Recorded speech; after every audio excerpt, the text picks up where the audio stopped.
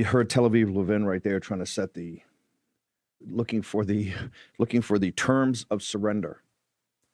To have terms of surrender, you have to have an enemy that thinks they're beaten. This enemy right now, in their mind, whether that's reality or not, does not think they're beaten. Now, the administration has gone to something that we've called for a while, a naval blockade in the Gulf of Oman. Nothing goes in, nothing goes out.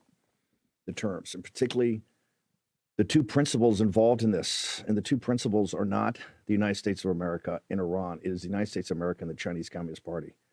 Their allies, including the ones in Islamabad, and President Trump just put out another Truth Social a moment ago, thanking the Field Marshal, was it Munri, who has a close relationship with, but Pakistan's a client state of the Chinese Communist Party and kind of owned by them because of one belt and one road.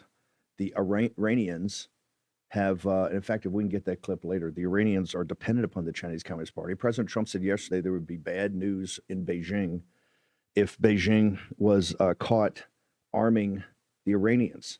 And there's been all types of reports coming out of Europe and coming out of intelligence services that are doing just that. Now, we've got we have Thayer and Faddis and Bowling and Captain Fennell and Trita Parsi. So you're going to get a wide range of thoughts here. Because, folks, as I keep saying, this is, we're in the kinetic part of the Third World War. And folks in our country got to be very serious about this and very focused about this, because now more than ever, we are putting young Americans in harm's way for national goals. And we have to be very specific. Are those national goals involved in what's going on in Lebanon, or is it directly related to the United States and the Chinese Communist Party in a great power struggle between the two? I also think it behooves us to be very, very clear what's going on. We were told that the 15 points the Americans put forward and the 10 points that the Iranians put forward, the 10-point maximalist plan of the Iranians, were in fact not true. There was a modified 10-point plan, much of which had been agreed to. Although the vice president talked about the nuclear program, I don't see any agreement on any of the basic things of which we said, why are we even meeting? They still claim the Straits of Hormuz.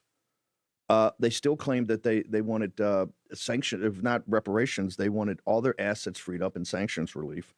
And they talked about it had to be a regional deal. That means including the Israelis. But on those first 3 points, the Iranians weren't backing off. Now, we highlight the nuclear program, of which we said time and time again, we totally obliterated. So in going forward and galvanizing the nation in back of this policy, and now that you've put a naval blockade in, that, folks, write this down with your number 2 pencil. We just went up the escalatory ladder, big league. We believe you have to do that, but you have to get the American people on board here. And to get the American people on board, that has to be very straightforward. Where's the bid and where's the ask on this? And for Mark Levin, to get terms of surrender, you have to have a party that thinks they're beaten. These Persians do not think they're beaten. In fact, they believe they have the initiative. They believe they changed the center of gravity of this war. They believe not only are they not beaten, they think they are winning.